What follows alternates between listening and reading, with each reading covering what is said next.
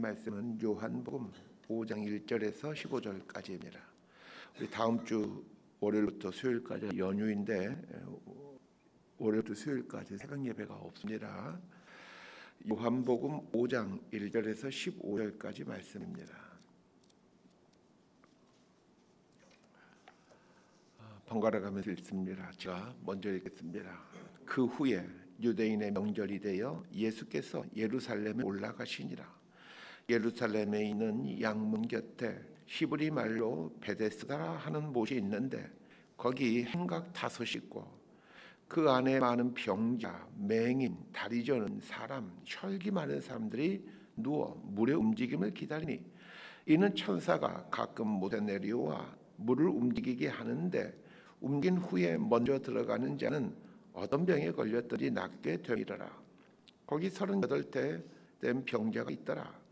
예수께서 그 누운 걸 보시고 병이 벌써 오랜 줄 아시고 이르시되 내가 낫고자 하느냐? 병자가 대답하되 주여 물이 움직일 때에 나를 못에 넣어준 사람이 없어.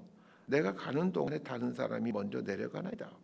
예수께서 이르시되 일어나 내 자리를 들고 걸어가라 하시니 그 사람 곧 나와서 자리를 들고 걸어가니라. 이날은 안식일이니 유대인들이 병 나은 사람에게 이르되 안식일인데 내가 자리를 들고 가는 것이 옳지 아니하냐. 대답하되 나를 낫게 한 그가 자리를 들고 걸어가라 하더라 하니 그들이 묻되 너에게 자리를 들고 걸어가는 사람이 누구냐 하되 고침을 받은 사람은 그가 누구인지 알지 못하니 이는 거기 사람이 많으므로 예수께서 이미 피하셨습니다. 그 후에 예수께서 성전에서 그 사람을 만나 이르시되 보라 내가 나았으니 더 심한 것이 생기지 않게 다시는 죄를 범하지 말라 하시니 15절 함께 읽습니다. 그 사람이 유대인들에게 가서 자기를 고친 이는 예수라 하니라. 아멘. 요한복음은 공관복음과 달리 시간 순서에 충실합니다. 공관복음은 저자의 의도에 따라 사건이 구성되어 있는 반면에 이 요한복음은 시간 순서에 따라 그 사건들이 등장합니다. 예수님이 공생의 기간 동안 최소한 3번 예루살렘에 올라간 것으로 보여집니다. 요한복음 4장까지가 첫 번째 예루살렘에 다녀왔을 때의 이야기고 이제 5장부터는 두 번째 예루살렘행을 다루고 있습니다. 자, 1절에서 4절까지 말씀 함께 봅니다. 시작. 그 후에 유대인의 명절이 되어 예수께서 예루살렘에 올라가시니라. 예루살렘에 있는 양문 곁에 히브리 말로 베데스다 하는 못이 있는데 거기 행각 5이 있고 그 안에 많은 병자, 맹인, 다리 저는 사람, 혈기 많은 사람들이 누워 물의 움직임을 기다리니 이는 천사가 가끔 못에 내려와 물을 움직이게 하는데 움직인 후에 먼저 들어가는 자는 어떤 병에 걸렸든지 낫게 됨이라. 유대인들은 명절이 되면 예루살렘 성전에 와서 제사를 드려야 되는 의무가 있습니다. 특히 6월절은 가장 많은 사람들이 모이는 절기입니다. 아마 오늘 본문 5장 1절에서 4절에 나오는 명절도 이 6월절 가능성이 아주 높습니다. 오늘 본문에 보면 양문이라는 문이 나오고 베데스다라는 연못이 나옵니다. 양문이라는 말은 양의 문이라는 말로 예루살렘 성전 북쪽에 있는 문을 말합니다. 예루살렘 성전은 예루살렘 성 안에 있기에 성전으로 가고자 한다면 반드시 성문을 통과해서 성 안으로 들어오게 됩니다. 예루살렘 성에는 모두 7개의 성문이 있습니다. 예루살렘 성은 북쪽과 남쪽은 좁은 편이고 동쪽과 서쪽이 길다. 좀 찌그러진 직사각형, 원은 아니지만 좀 찌그러진 직사각형 모양이다라고 생각하시면 됩니다. 동쪽과 서쪽이 길다 보니 7개의 성문 중 3개는 동쪽 성벽에 있고 서쪽에 1개, 남쪽에 1개, 북쪽에 2개가 있습니다. 이 서쪽 성벽이 긴 편이지만 서쪽에 문이 하나밖에 없는 이유는 깊은 골짜기가 있어 사람이 거의 왕래하지 않기 때문입니다. 흰놈의 골짜기가 서쪽 성벽 쪽에 있습니다. 북쪽에 2개의 문이 있는데 그 중에 하나가 양문입니다. 양문이라 불려된 것은 예루살렘 성 북쪽 문 밖에 양을 파는 가게들이 많이 있었기에 양의 문, 그래서 양문이라고 불려지게 됩니다. 북쪽에 있는 양문을 통과해서 예루살렘 성 안으로 들어오면 연못이 하나 있는데 이 연못이 베데스다 연못입니다. 기원후 70년 로마의 티투 장군에 의해 예루살렘 성전이 무너질 때 연못도 함께 사라지게 되는데 고고학자들이 이 연못을 발굴합니다. 고고학자들에 의해 탐사한 베데스다 연못은 길이가 96m이고 폭은 50m에서 67m 정도입니다. 저희 교회 터의 한 2배 정도 크기라고 생각하시면 될 것 같습니다. 교회 마당 전체 터의 한 2배 정도 크기, 이렇게 이해하시면 금방 조금 이해가 되실 것 같습니다. 이 베데스다라는 말은 히브리어 벳이라는 단어와 헤세드라는 단어의 합성어입니다. 이 벳이라는 말은 집이라는 뜻이고 헤세드라는 말은 인애, 자비라는 뜻입니다. 그래서 베데스다라는 말은 인애의 집, 자비의 집, 다시 말하면 사랑의 집이라는 뜻입니다. 특히 이 헤세드라는 단어는 하나님의 사랑을 말할 때 쓰는 단어입니다. 베데스다라는 말을 더 구체적으로 설명하면 하나님의 사랑의 집, 하나님의 인애의 집, 이렇게 말할 수 있습니다. 자, 이 연못이 사랑의 집이라고 불려진 배경을 사절이 잘 설명해 주고 있습니다. 가끔 천사가 이 연못에 내려와 그 물을 움직이곤 했는데 이때 어떤 병에 걸렸든지 간에 이 물의 움직임을 보고 가장 먼저 연못 안으로 들어가는 사람은 낫게 되었기 때문입니다. 자, 이것이 의학적으로 맞는가, 이런 것은 논할 필요가 없습니다. 분명한 것은 천사가 내려와 물을 움직일 때 병이 나은 사람이 많이 있었기에 수많은 불치병자들이 이 연못으로 모여들었다는 것입니다. 성경을 보면 베데스다 연못가에 행각 5개가 있었다라고 말하고 있습니다. 연못가에 행각이 1개 있는 것은 이해할 수 있지만 5개나 있다라는 것은 상식적으로 이해가 되지 않습니다. 행각이란 정자라고 생각하면 되는데 저희 교회의 한 2배만큼의 그렇게 크지 않은 연못가에 정자가 5개나 있다라는 것은 수많은 사람들이 이 병을 낫고자 연못 근처로 와서 기도하고 있었다는 것을 알게 됩니다. 많은 병자들이 잠시 동안 기도할 목적으로 정자들을 지었으니 틀림이 없습니다. 오늘 본문 주인공인 38년 된 병자도 베데스다 연못가에 있는 행각에 기거하며 연못의 물이 움직임을 기다리고 있는 사람이었습니다. 오늘 본문에 나오는 38년 병자가 어떤 사람인지를 한번 상상해 보십시오.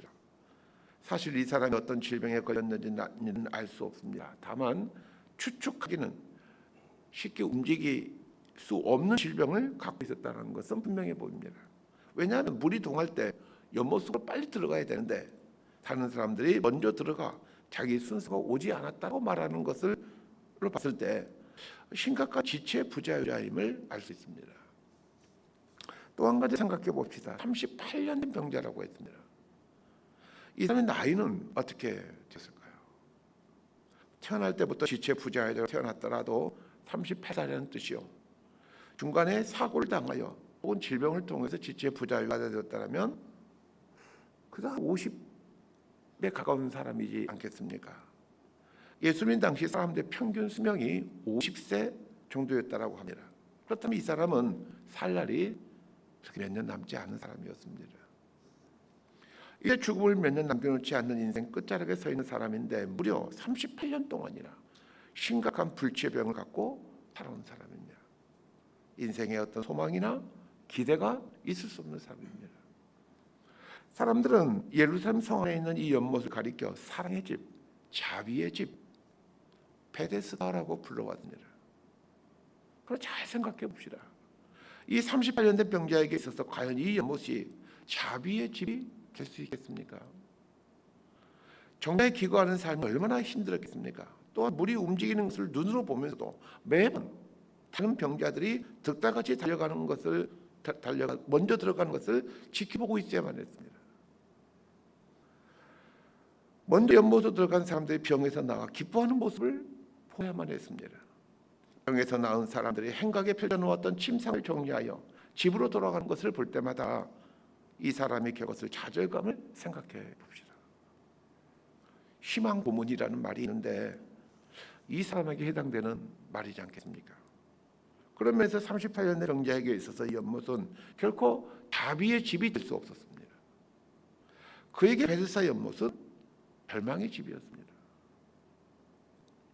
이 베데스다라는 말을 묵상하다가 재미있는 생각을 해보았습니다. 베데스다라는 말의 뜻이 사랑의 집, 인애의 집, 더 구체적으로 말하면 하나님 사랑의 집, 하나님의 인애의 집이라고 말씀드렸습니다. 자, 하나님의 사랑의 집이라는 말을 생각해 보다가 떠오르는 게 있었습니다. 자, 지구상에 존재하는 그 수많은 장소 중에 하나님의 사랑의 집이라고 불려질 만한 곳이 있다면 여러분은 어디가 떠오르십니까? 아무리 생각해도 한국밖에는 떠오르지 않습니다. 교회입니다. 하나님의 사랑과 은혜를 경험하기 위해 사람들은 교회에 옵니다. 그러나 막상 교회라는 곳에서 경험하는 것은 하나님의 사랑과 은혜라기보다는 이 38년 된 병자가 느꼈을 이 패배감과 좌절감 아니겠습니까? 수십 년 신앙생활하고 이제 이 땅에서의 삶의 기한 그리 오래 남지 않은 분들이라면 더 곰곰이 그리고 냉철하게 생각해 보십시오. 여러분은 사랑의 집이라고 하는 교회에서 과연 하나님의 사랑과 은혜를 경험하십니까? 또 하나님의 사랑과 은혜를 덧입어 삶이 회복되고 치유되는 은총을 누리고 계십니까? 만약 하나님의 사랑과 은혜를 덧입어 회복과 치유의 삶을 살고 있다면 그 사람에게 있어서 교회는 그야말로 베데스다, 자비의 집, 사랑의 집이 될 겁니다. 그 사람에 있어서 교회가 사랑의 집, 자비의 집이기에 그 사람의 삶에는 감사와 감격이 넘치고 다른 이들에게 너그러움과 넉넉함으로 서 있을 것입니다. 반대로 사랑의 집, 인애의 집인 교회에서 하나님의 사랑과 자비를 경험하지 못했다면 삶은 불평과 불만이 가득할 것이요 다른 이들에게 넉넉함으로 서 있지 못할 것입니다. 묻고 싶습니다. 여러분에게 있어 교회는 베데스다, 사랑의 집입니까? 아니면 이 38년 된 병자가 매일 겪었을 패배와 좌절과 불만과 열등감의 집입니까? 38년 된 병자가 베데스다 연못가에 있는 행각에 살면서 보는 곳이라곤 다른 사람들이 병이 낫는 것을 보는 일이 전부였습니다. 마음 한켠에서는 베데스다 연못이 여전히 소망의 장소일 거라는 그런 기대가 있으나 현실에서는 절망의 장소였습니다. 혹시 이 땅의 교회가 이런 장소이지 않을까요? 교회에 대해서 예수 그리스도의 몸이요 하나님의 사랑과 은혜의 통로이요 하나님의 기적이 일어나는 곳이라는 기대와 바람이 있지만 나에게만은 절망의 장소인 것은 아닙니까? 38년 된 병자에게 베데스다 연못은 절망의 장소였으나 그렇다고 베데스다 연못을 떠날 수는 없었습니다. 왜냐하면 이곳 외에 다른 곳에서는 어떤 가능성이나 희망이 없다는 것을 잘 알고 있기 때문입니다. 그러면서 이 38년 된 병자는 언젠가는 하나님의 은혜가 자신의 삶에 임할 것이라는 그런 기대와 믿음이 있었던 것 같습니다. 그러기에 오늘도 여전히 베데스다 연못가에 있는 행각에 물며 두 눈에 불을 켜고 연못을 바라보고 있습니다. 그런데 현실은 절망입니다. 베데스다 연못가에는 38년 된 병자를 묵상하면서 오늘날 이 신자들의 모습이 오버랩되는 것은 이 병자의 모습 속에서 오늘 상당수의 성도들의 모습이 보여지기 때문입니다. 그건 저의 모습이기도 하고 여러분의 모습이기도 합니다. 자, 우리 5절에서 9절까지 말씀을 함께 보도록 하겠습니다. 시작. 거기 38세 된 병자가 있더라. 예수께서 그 누운 걸 보시고 병이 벌써 오랜 줄 아시고 이르시되 내가 낫고자 하느냐? 병자가 대답하되 주여 물이 움직일 때에 나를 못에 넣어준 사람이 없어 내가 가는 동안에 다른 사람이 먼저 내려가나이다. 예수께서 이르시되 일어나 내 자리를 들고 걸어가 하시니 그 사람이 곧 나아서 자리를 들고 걸어가니라. 이날은 안식일이니. 예수님께서 38년 된 병자를 고치는데 이 본문을 보면서 질문이 생겼습니다. 분명 베데스다 연못가에는 수많은 병자들이 있다고 했는데 그 병자가 5개나 있을 만큼 많은 병자들이 거기서 머물고 있는데 왜 이 38년 병자 한 사람만 고쳐주시는가 하는 것입니다. 예수님은 사랑의 하나님이시요 자비의 하나님이십니다. 사랑과 자비의 주님께서 사랑과 자비의 집인 베데스다에 오셨는데 사랑과 자비가 절대로 필요한 그 수많은 병자들을 다 고쳐주지 아니하시고 왜 38년 된 이 병자 한 사람만 고쳐주시느냐는 것입니다. 그렇다면 이 38년 된 병자에게는 예수님께서 긍휼을 베풀 만한 특별한 무엇이 있었다라는 것을 알게 됩니다. 예수님으로 하여금 38년 된 병자를 고치게 하게 되는 원인은 우리는 너무나도 중요합니다. 왜냐하면 적지 않은 신자들이 38년 된 병자처럼 사랑 자비의 집인 교회에 와서 하나님의 사랑과 자비를 구하고 있지만 실상은 패배감과 좌절감, 상처를 입고 살아가고 있기 때문입니다. 먼저 이 질문에 답하기 전에 예수님께서 베데스다 연못가에 온 목적이 무엇일까를 생각해 봐야 합니다. 예수님이 예루살렘에 오실 때면 숙소로 사용하는 곳은 감람산에 있는 베다니 마을입니다. 감람산에서 예루살렘 성으로 들어오려면 동쪽 문을 사용하는 것이 일반적입니다. 왜냐하면 감람산이 예루살렘 성전 동쪽에 있기 때문입니다. 그런데 예수님은 감람산 베다니에 머무시면서 왜 북문인 양문을 이용하고 있느냐는 것입니다. 감람산 베다니에서 북문을 가기 위해서는 삥 돌아서 가야 될 뿐만 아니라 언덕길을 올라가야만 합니다. 그렇다면 예수님께서 북문, 즉 양문을 통해 베데스다 연못으로 오신 것은 이 38년 된 병자를 보고 계셨다는 뜻입니다.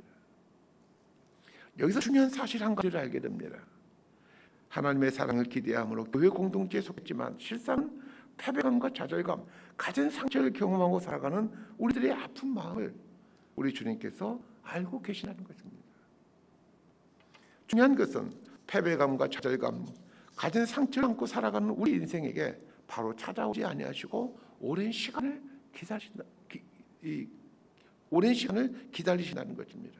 마치 38년 된 병자에게 그가 병자가 된 바로 찾아오지 아니하시고 그 38년 동안이라 베데스다 연못가에서 기거하고 있는 것을 보신 후에 찾아오신 것처럼 말입니다. 여기는 깊은 의미가 숨겨져 있습니다. 38년 된 병자가 오랜 세월 동안 베데스다 연못가에 있는 행각에 기거하는 이유는 천사가 내려와 물을 움직일 때 뛰어 들어가기 위함이었습니다. 그러나 그가 매번 경험하는 것은 다른 사람들이 먼저 들어가는 것이었습니다. 반복된 이 일을 통해 38년 된 병자가 깨닫게 된 것은 무엇이었을까요? 자신의 힘으로는 도저히 연못에 들어갈 수가 없다는 것입니다. 그렇다면 베데스다 연못을 떠나는 것이 상식적인 일이지 않겠습니까? 그러면서 이 병자가 베데스다 연못을 떠나지 않는 이유는 누군가가 자신을 불쌍히 여겨 자신을 연못에 넣어줄 것이라는 기대를 갖고 있었기 때문입니다. 그렇다면 38년 된 병자가 베데스다 연못가에 있는 행각에 기거하면서 어떤 자세로 살았을지 충분히 상상이 됩니다. 그는 오랜 세월 자신을 불쌍히 여겨 자신을 도와줄 사람을 보내달라고 기도하였을 것이고, 이러한 오랜 기도를 우리 주님께서 들으시고 주님께서 감람산 베다니에 머무셨지만 동문으로 들어가지 아니하시고 북문인 양문을 통해 베데스다에 오셨던 것입니다.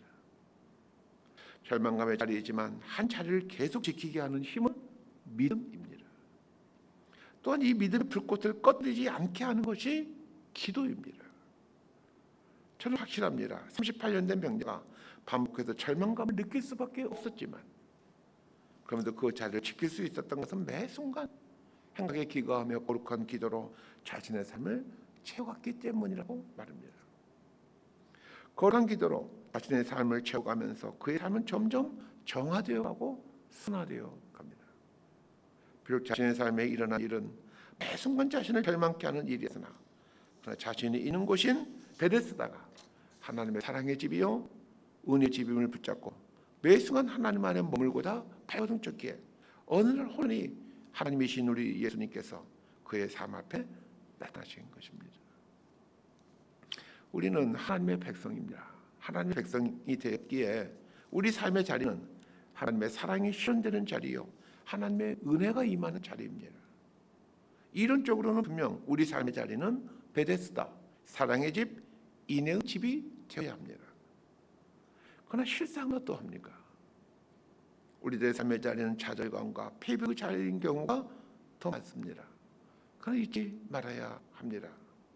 비록 삶의 자리는 좌절감과 패배감을 주는 자리일지라도 거룩한 기도로 인생 시간을 채워가게 될 때 우리의 삶은 정화되고 순화되어 간다는 것을, 더 나아가 거룩한 기도로 우리 삶이 정화되고 순화되어 갈 때 우리 주님께서 우리 삶에 오셔서 당신의 방법으로 우리 삶을 이끌어 가신다는 것을 말합니다.